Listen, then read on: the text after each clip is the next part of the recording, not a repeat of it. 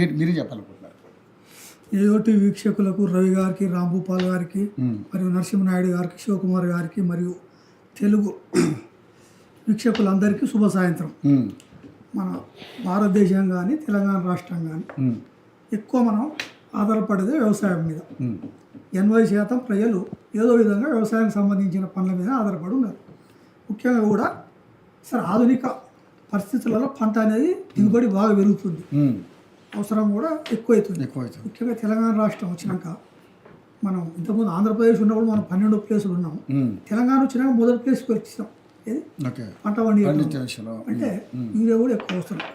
తెలంగాణ రాష్ట్రం వచ్చినప్పుడు కూడా 2014లో యూరియా కొరత వచ్చేది. కానీ తర్వాత 15కి వచ్చేసరికి సరే కేసీఆర్ గారు ఉన్న మంత్రులతో ఫాలో చేసుకొని ముందుగానే ఇప్పుడు ఎట్లా అంటే మార్చి ఏప్రిల్ ఆ టైంలో దాన్ని ఎవరు కొని కూడా ఉన్నారు. ఫిబ్రవరి ఆ టైంలో ఇప్పటికి పంటలన్నీ అయిపోతాయి, ఎవరు తీసుకోరు. కానీ కేసీఆర్ గారు ముందు చూపుతో అప్పుడు ముందుగా తెచ్చిపెట్టారు. 2014 జూన్ 2 మన తెలంగాణ వచ్చింది, ఆయన ముఖ్యమంత్రి అయినాక మొదటిసారి ప్రాబ్లం వచ్చింది. కానీ తర్వాత 2015 అనేది ప్రాబ్లం ఇప్పుడు అప్పటి నుంచి మన తెలంగాణ కేసీఆర్ గారు ముఖ్యమంత్రి ఉన్నన్ని రోజులు యూరియా కొరత అనేది లేదు. అంటే ఏ స్థాయిలో వచ్చిందంటే ఫర్ ఎగ్జాంపుల్ ఎవరైనా పక్కన మండలానికి పోతుంటే ఊర్లో ఉంటారు కదా, పైసలు ఇస్తే ఆటోతను ఆ ఆటో తోలుకొని సాయంత్రం వస్తున్నప్పుడు ఒక సబ్బో ఒక నూనె ప్యాకెట్ కొనుక్కొని ఆ యూరియా బస్తా తీసుకొచ్చి ఇంటికాడ వేసేది రైతుకు. అంటే ఆ స్థితి నుంచి సరే తెలంగాణ రాష్ట్రం వచ్చిన రెండోసారి ముఖ్యమంత్రి అయిన రేవంత్ రెడ్డి గారు ఓకే. ఇప్పుడు ఇది మూడోసారి, ఇది మరి ముఖ్యమంత్రి అయినాక మూడోసారి ఇది కొరత రావడం అనేది అంటే మూడో ఇయర్ మూడో సంవత్సరం జూన్ వచ్చేసి మూడో సంవత్సరం ఆయన ముఖ్యమంత్రి. సరే మొదటిసారి అంటే కొరత వస్తుంది, రెండోసారి కొరత వస్తుంది, మూడోసారి కూడా కొరత వచ్చిందంటే దాని మీద నీకు ఇంట్రెస్ట్ లేనట్టే కదా. అంటే రైతులకు ఏం కావాలో అవగాహన లేదు. సరే ఇప్పుడు సార్ చెప్పినట్టు కూడా సరే యుద్ధం జరుగుతుంది, సరే బయట నుంచి కూడా రావాల్సిన అవసరం ఉన్నది, అంతే కదా. ఇప్పుడు గ్యాస్ గురించి చెప్పారు కదా, ఎట్లాగా రాదన్నట్టు చాలా మంది బుక్ చేసుకున్నారు, ఫుల్ అయింది, ఇప్పుడు తీసుకునే వాళ్ళు కూడా లేరు. అదో రైతుల్లో భయం కూడా ఉండొచ్చు.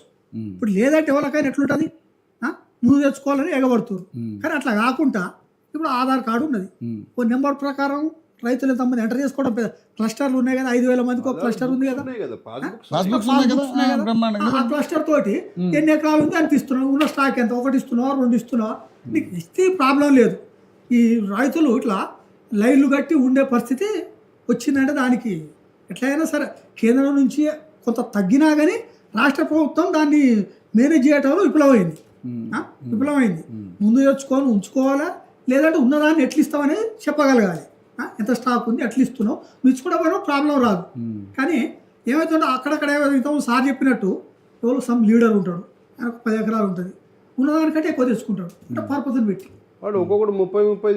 తెచ్చుకున్నప్పుడు ఏమైతే పక్కన ఉన్న వాళ్ళు తెలిసిపోతుంది కదా, అంటే ఆయన తెచ్చుకున్నావు అంటే ఏదో అవకతవకలు జరుగుతుంది కదా, అంటే మాకు రాదు అనేది ఆ ట్రాన్స్పరెన్సీ లేక ఇబ్బంది పడే పరిస్థితి వస్తుంది రైతులు. అసలు మనం ఇంతకుముందు ఎకరానికి 3 పుట్లు అంటే దాదాపు ఒక 18-20 క్వింటాలు అవుడే మా ఎక్కువ. కానీ ఈ రోజు ఎకరానికి 4 పుట్లు 4.5 పుట్లు అంటే యూరియా ఎక్కువ వాడుతున్నాం, తగ్గించుకోవాలి. ఇంతకుముందు ఆవు పేడ కానీ గేదెల పేడ కానీ మేకలది ఎరువు కానీ కోళ్ళ ఎరువు కానీ వాడేది, యూరియా అనేది లేదు. నా చిన్నప్పుడు నేను కూడా పని చేసినప్పుడు అసలు యూరియా అనేది లేదు. ఇప్పుడు యూరియా అనేది వచ్చింది, పంట ఎక్కువ పండిస్తున్నాం, ఆ పరిస్థితి లేదు. ఎంత తగ్గించుకుంటే అంత మంచిది. పండించుకున్నప్పుడే మనం మంచి పంటను తీయగలం, భూమి కూడా చెడిపోతుంది. కెమికలే. ఇంతకుముందు రవి గారు అసలు యూరియా బస్తా అనేది ఎవరు వేస్తే వేస్తున్నట్టు అనుకునేది, అందరూ పెంట ఉంటుంది. ఆ పెంట ఎండాకాలం హాలిడేస్ రాగానే మా స్టూడెంట్స్ మేము కూడా ఇంటర్మీడియట్ 10th చేస్తూ ఉండగా ఎగ్జామ్స్ రాగానే పోయి మూలలో అప్పుడు బండ్లు ఉన్నాయి కదా తీసుకుపోయి తోలుకునేది, ట్రాక్టర్ ఒకటి తీసుకుపోయి మొత్తం కుప్పలు వేసుకొని ఇట్లా జీలకొలం చేసుకొని అది ఉండే. యూరియా అనేది తక్కువ, కానీ రోజు రోజుకు అది పెరుగుకుంటూ వస్తుంది. తగ్గించుకోవాల్సిన అవసరం ఎంతైనా ఉంది. ఎందుకంటే రోజు రోజుకి ఎవరు ఎప్పుడు ఏమవుతారో అర్థం కావట్లేదు. హార్ట్ అటాక్లు వస్తున్నాయి, బీపీలు షుగర్లు లేని వాళ్ళు చెప్పుకోనికి లేదు. కాబట్టి రైతులు కూడా నువ్వు ఎంత పండిస్తున్నావు అనేది ఇంపార్టెంట్ కాదమ్మా, ఎన్ని రోజులు ఉంటావు అనేది ఇంపార్టెంట్. ఇప్పుడు మనం తిండి లేక ఉండే పరిస్థితులు లేవు. తెలంగాణ కానీ ఇండియా కానీ రైస్ విషయంలో కానీ మనం ముందంజలో ఉన్నాం. సరే కొన్ని నూనె వస్తువులు కొన్ని పంటలు కూడా మార్పిడి చేసుకోవాలి.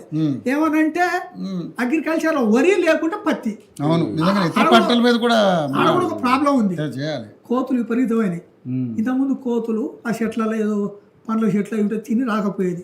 ఇప్పుడు ఉన్నాయన్నీ చెట్లు అడవులు పోయినాయి కదా, రోడ్ల ఊళ్ళోకి వస్తున్నాయి, చేల మీద పడుతున్నాయి. ఆ గుట్టలు ఉన్నాయి కదా, రాళ్ళని మొత్తం కయ్యర్లు పెట్టుడు, రాయి కొట్టుడు, ఆ ఉన్నాయన్నీ ఊళ్ళలోకి వస్తున్నాయి. ఇంత ముందుకు మనం కోతి అనేది చూడని ఊర్లలో కూడా అన్నిట్లలో కోతులు వచ్చినాయి. అంటే ఆ ఎడుగు వల్ల వాటికి అర్థం కావట్లేదు.